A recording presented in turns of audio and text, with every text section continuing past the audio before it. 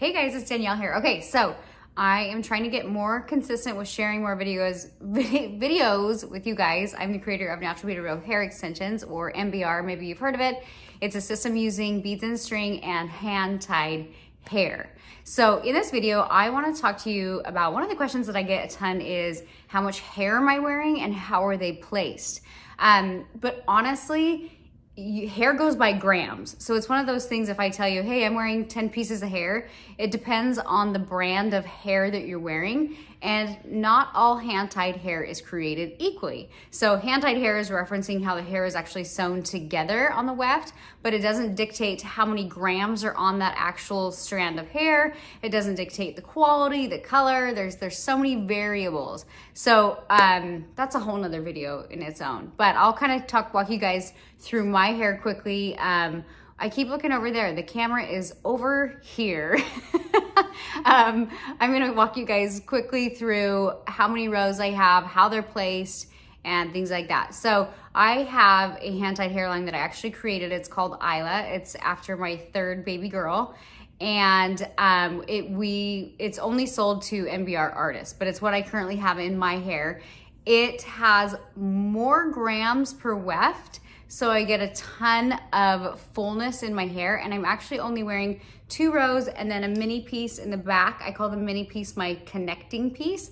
I can't wear 3 full rows. I have a tiny head. If I tried to wear 3 full rows, you would see it. So I'm all about having amazing full hair, but I work out a lot. I have kids. I want to be able to put my hair up in a ponytail. I want to swim. I want to be out and about and not be like, hey girl, your tape's hanging out. So I think that placement, if you go back, you can watch my last video.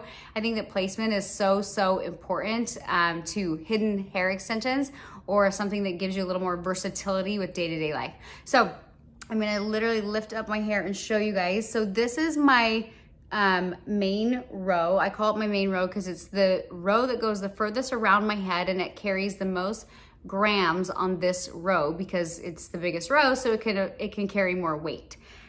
This row starts clear up here. I'm gonna see if I can turn and show you guys.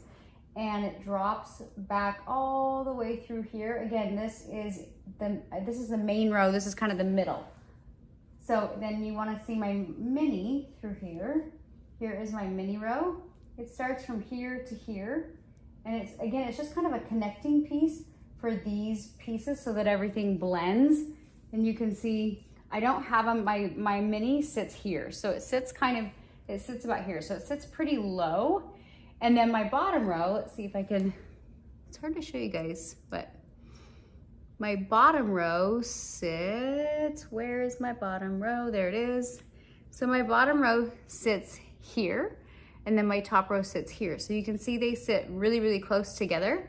So here's my bottom row, and it comes all the way back through here, and there's not a lot of space between my rows.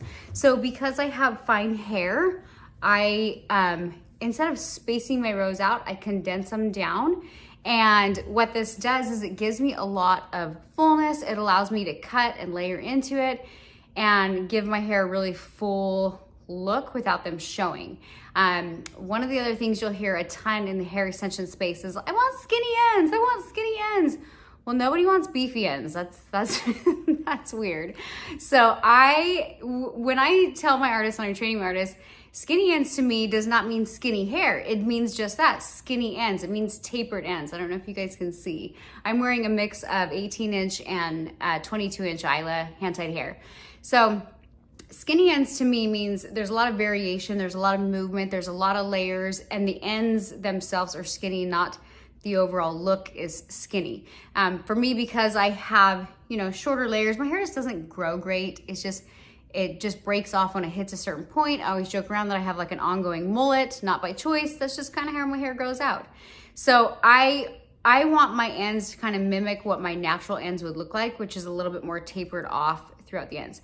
So be careful when you ask for skinny ends, or if you're trying to give somebody that look. Skinny ends to me is created with the cut, and not necessarily like how many pieces are placed on the row. Again, I like mine really full to fill in the gaps, and I just like big hair. As far as pieces on my row, people are always asking, how many pieces am I wearing? Again, every brand is a little bit different, and ISLA hair is, and some brands, you know, depending on how wide the width of the weft is. That was hard to say, wow. The width of the weft.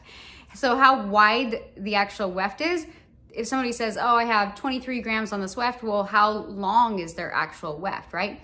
So I have 5 pieces of ISLA hair on both my bottom row and on my main row. And then on my mini, what do I have?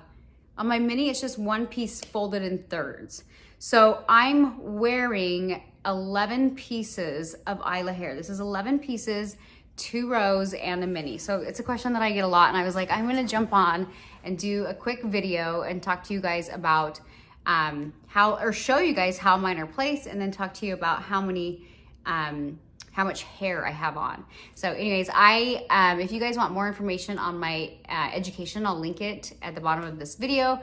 Follow every week for more hair tips. You can follow me on Instagram too, it's Danielle K. White. I usually share like products or curling irons or anything that has to do with hair. If you love like the business and marketing side of things, I have a podcast called Big Money Stylist. I mostly geared towards hairdressers, but I've had a lot of clients and friends and things say that they love the podcast as well. So anyways, that's my tip for today. Hope you guys are having an amazing day, and I'll try to post a new video sharing something every week. So we'll see you guys next time.